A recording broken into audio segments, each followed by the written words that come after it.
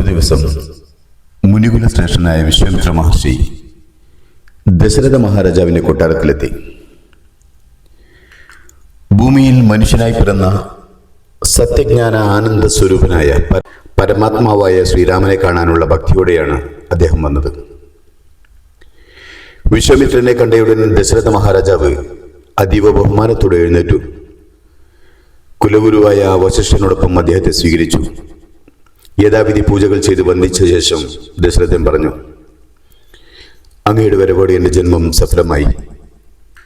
അങ്ങയെപ്പോലുള്ള മഹർഷിമാർ എത്തുന്നതോടെ ഈ രാജ്യസഭയും രാജ്യവും മംഗളകരമായി തീർന്നു. അങ്ങയുടെ മനസ്സിലിരിപ്പ് എന്താണെങ്കിലും മടിയാതെ പറഞ്ഞാലോ, ഞാനത് സാധിച്ചു തരാം. ദശരഥ രാജാവിൻ്റെ ഭക്ത്യാദരപൂർവമായ വാക്കുകൾ കേട്ട് സന്തുഷ്ടനായ വിശ്വാമിത്രൻ തന്റെ ആവശ്യം അറിയിച്ചു. അല്ലയോ മഹാരാജൻ, ഞാൻ അമാവാസി തോറും പിതൃക്കൾക്കും ദേവന്മാർക്കുമായി നടത്തുന്ന ഹോമങ്ങളെ മാരീചൻ, സുബാഹു തുടങ്ങിയ ഭയങ്കരന്മാരായ രാക്ഷസന്മാർ വന്ന് അശുദ്ധമാക്കുകയും മുടക്കുകയും ചെയ്യുന്നു. അവരെ വധിച്ച് എൻ്റെ യാഗത്തെ സംരക്ഷിക്കാൻ അങ്ങ് ശ്രീരാമനെ എൻ്റെ കൂടെ അയക്കണം. കൂടാതെ കുലഗുരുവായ വശിഷ്ഠനോട് ആലോചിച്ച് ലക്ഷ്മണനെയും കൂടെ അയക്കാൻ മടി കാണിക്കരുത്. വിശ്വാമിത്രന്റെ ആവശ്യം കേട്ടതോടെ ദശരഥന്റെ ഹൃദയം ദ്രുതഗതിയിൽ മിടിക്കാൻ തുടങ്ങി. അദ്ദേഹം കടുത്ത ദുഃഖത്തിലാണ്ടു. ഏറെക്കാലത്തെ പ്രാർത്ഥനകൾക്കും കാത്തിരിപ്പിനും ശേഷം ദൈവാനുഗ്രഹത്താൽ കിട്ടിയ തന്റെ പ്രാണപ്രിയനായ മോനെ പിരിഞ്ഞിരിക്കാൻ തനിക്കൊട്ടും കഴിയില്ലെന്ന് അദ്ദേഹം ഓർത്തു. രാമനെ വിട്ടുകൊടുത്തില്ലെങ്കിൽ വിശ്വാമിത്രൻ കോപിക്കുകയും ശപിക്കുകയും ചെയ്യും. കൊടുത്താലോ മകന് പിരിഞ്ഞ് താൻ മരിച്ചു പോവുകയും ചെയ്യും. ഈ ധർമ്മസങ്കടത്തിൽ ദശരഥൻ കുലഗുരുവായ വശിഷ്ഠനോട് രഹസ്യമായി പറഞ്ഞു, ഗുരുവേ, രാമനെ വിട്ടുകൊടുക്കാൻ എനിക്കൊട്ടും ശക്തിയില്ല. അങ്ങ് തന്നെ ആലോചിച്ച് ഇതിനൊരു നല്ല പരിഹാരം പറഞ്ഞു തരണം. ദശരഥന്റെ സങ്കടം കണ്ട് വശിഷ്ഠ മഹർഷി അതീവ രഹസ്യമായ ഒരു പരമാർത്ഥം രാജാവിനെ ബോധ്യപ്പെടുത്തി.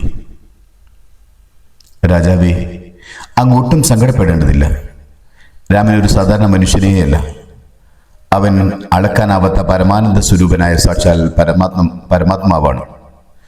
പണ്ട് ദേവന്മാരും മുനിമാരും പ്രാർത്ഥിച്ചതനുസരിച്ച് ഭൂമിയുടെ ദുഃഖഭാരം തീർക്കാൻ, ദുഷ്ടന്മാരെ നിഗ്രഹിക്കാനുമായി മനുഷ്യരൂപത്തിൽ അവതരിച്ചവനാണ് ഈ താമരക്കണ്ണൻ. അതിനാൽ ധൈര്യമായി രാമനെ അയക്കുക.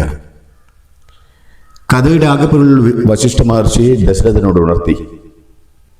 അല്ലയോ രാജൻ, നിന്റെ മകനായി കൗസല്യയിൽ ജനിച്ചിരിക്കുന്നത് സാക്ഷാൽ വൈകുണ്ഠനാഥനായ നാരായണനാണ്. ലക്ഷ്മണനായി ജനിച്ചിരിക്കുന്നത് അനന്തശേഷനാണ്. ഭരതനും ശത്രുഘ്നനുമായി വന്നിരിക്കുന്നത് ഭഗവാന്റെ ശംഖും ചക്രവുമാണ്. മിഥിലയിൽ ജനിച്ചിരിക്കുന്ന സീതാദേവി സാക്ഷാൽ യോഗമായയുമാണ്.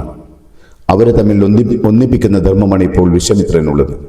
അതുകൊണ്ട് സംശയമെല്ലാം കൈവിട്ട് രാമനെ മഹർഷിയുടെ കൂടെ അയക്കുക. തന്റെ പുത്രന്മാർ സാക്ഷാൽ ദൈവത്തിന്റെ അവതാരങ്ങളാണെന്ന് മനസ്സിലാക്കിയ ദശരഥൻ സന്തുഷ്ടനായി. അദ്ദേഹം വിശ്വാമിത്രനെ വന്ദിച്ച് പൂജിച്ച ശേഷം രാമലക്ഷ്മണന്മാരെ കൂടെ അയക്കാൻ സമ്മതിച്ചു. മക്കളെ അരികിലേക്ക് വിളിച്ച് കെട്ടിപ്പിടിച്ച് ഉമ്മ വെച്ച് അനുഗ്രഹിച്ച് അദ്ദേഹം വിശ്വാമിത്രന് കൈമാറി. രാമനും ലക്ഷ്മണനും തങ്ങളുടെ മാതാപിതാക്കളുടെ പാദങ്ങളിൽ വീണ് നമസ്കരിച്ച ശേഷം മഹർഷിയുടെ കൂടെ യാത്രയായി. വളരെ നീണ്ട യാത്രക്കിടയിൽ സുന്ദരന്മാരായ കുട്ടികൾക്ക് വഴിയാത്രയിലെ ക്ഷീണം തട്ടാതിരിക്കാൻ വിശ്വാമിത്രൻ അവർക്ക് അതീവ ശ്രേഷ്ഠമായ ബല, അതിബല എന്നീ 2 മന്ത്രവിദ്യകൾ ഉപദേശിച്ചു കൊടുത്തു. അതോടെ കുമാരന്മാരുടെ വിശപ്പും ദാഹവും മാറി അവർ കൂടുതൽ ഊർജ്ജസ്വലരായി. വീണ്ടും നടന്ന് അവർ അതിഭയങ്കരമായ തടകവനത്തിൽ എത്തിച്ചേർന്നു. വിശ്വാമിത്രൻ രാമനോട് പറഞ്ഞു, രാമ, സത്യപരാക്രമശാലിയായ നീ അറിയുക, ഇത് കാമരൂപിണിയായ, ഇഷ്ടമുള്ള രൂപമെടുക്കാൻ കഴിയുന്ന താടക എന്ന രാക്ഷസി വാഴുന്ന കാടാണ്. അവൾ കാരണം ഈ വഴി ആർക്കും സഞ്ചരിക്കാൻ പറ്റുന്നില്ല. അവളെ പേടിക്കാതെ നീ വധിക്കണം. മഹർഷിയുടെ കൽപ്പന കേട്ടയുടൻ ശ്രീരാമൻ തന്റെ വില്ലെടുത്ത് അതിൻ്റെ ഞാൺ വലിച്ചുയർത്തി. അതിഭയങ്കരമായ ഞാണുലി കേട്ട് പ്രപഞ്ചം മുഴുവൻ വിറച്ചുപോയി.